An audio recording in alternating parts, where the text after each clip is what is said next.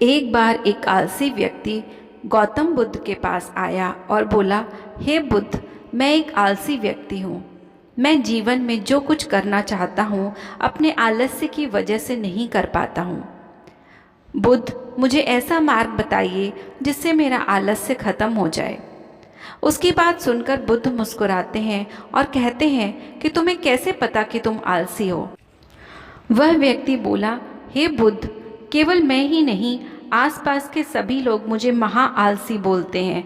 बुद्ध ने कहा कि तुम मुझे इसका प्रमाण दो कि तुम आलसी हो।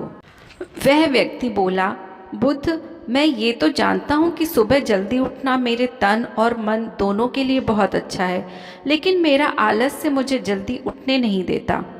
बुद्ध ने कहा कि तुम्हें पता है कि आलस्य होता क्या है? वह व्यक्ति बोला, मुझे यह तो नहीं पता कि आलस्य होता क्या है, परंतु ये पता है कि आलस्य के कारण मैं अपने जीवन में उन्नति नहीं कर पा रहा हूँ। बुद्ध ने कहा, आलस्य हमारी एक मानसिक अवस्था है जिसे जाने अनजाने में हम खुद ही पैदा करते हैं। आलस्य हमारे अंदर दो कारणों से पैदा होता है। एक कारण है शारीरिक और दूसरा कारण है मानसिक। शारीरिक आलस्य का पहला कारण है भोजन। जब हम ऐसा भोजन खाते हैं जिसमें स्वयं कोई जीवन नहीं है, जो गरिष्ठ है, पचाने में कठिन है, वो भोजन हमारे शरीर के लिए बोझ बन जाता है। उस भोजन से हमें जितनी ऊर्जा नहीं मिलती जितनी कि उस भोजन को पचाने में खर्च हो जाती है और हमें आलस्य आता है। इसलिए अगर तुम आलस्य से बचना चाहते हो तो तुम प्रकृति से प्राप्त होने वाले सुपाच्य भोजन को ग्रहण करो, जो तुम्हें जीवन शक्ति प्रदान करेंगे और तुम्हें आलस्य भी नहीं आएगा। शारीरिक स्तर पर आलस्य का दूसरा कारण है पर्याप्त नींद न लेना। रात्रि में गहरी और आरामदायक नींद न लेने से तुम्हारा अगला दिन थकान और आलस्य से भरा रहेगा। इसलिए गहरी और पर्याप्त नींद लेना भी उतना ही आवश्यक है।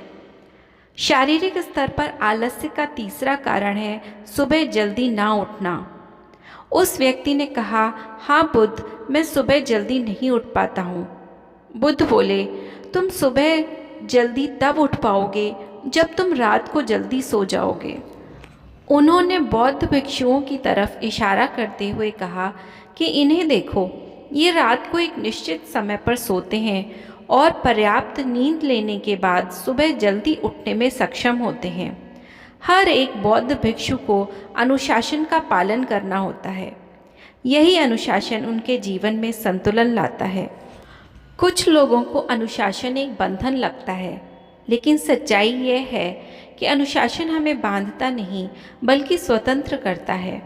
यदि तुम आलस से दूर करना चाहते हो तो अपने आप को अनुशासन में ढालो, एक निश्चित दिनचर्या का पालन करो। अब मानसिक स्तर पर आलस्य के कारणों को समझो।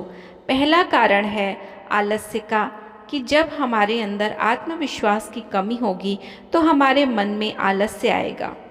मन कहेगा कि इस काम में पिछली बार असफलता मिली थी तो अब फिर से इसे क्यों करना। उस काम को करने में मन आलस्य करेगा। तो मन के आलस्य को दूर करने के लिए हमें अपने अंदर आत्मविश्वास पैदा करना होगा। मानसिक स्तर पर आलस्य का दूसरा कारण है काम को टालना। शुरू में तो हमें इस बात का पता ही नहीं चलता, परंतु धीरे धीरे काम को टालने की आदत हमारे अंदर घर कर जाती है और यही एक आदत किसी व्यक्ति के जीवन को बर्बाद करने के लिए काफ़ी है। इसलिए जो काम आज किया जा सकता है उसे कल पर कभी न टालें। मानसिक स्तर पर आलस्य का तीसरा कारण है लक्ष्य का स्पष्ट न होना। यदि किसी व्यक्ति को स्पष्ट रूप से पता हो कि व्यायाम करने से रोगों और पीड़ाओं से बचा जा सकता है तो वह व्यायाम करने में कभी आलस्य नहीं करेगा।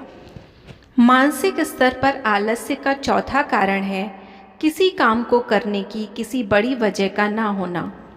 थोड़ी देर के लिए सोचो कि तुम गहनों की पोटली लेकर कहीं जा रहे हो।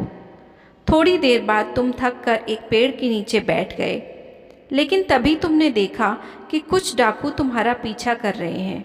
तो तुम क्या करोगे? अपने आलस्य के कारण वहीं बैठे रहोगे या वहाँ से भाग जाओगे? तुम्हारा आलस्य तुम्हें उन कामों को करने से रोकता है जिन्हें करने की तुम्हारे पास बड़ी वजह नहीं है। उस व्यक्ति ने कहा, हे बुद्ध, अब मैं आलस को पूरी तरह से जान चुका हूँ।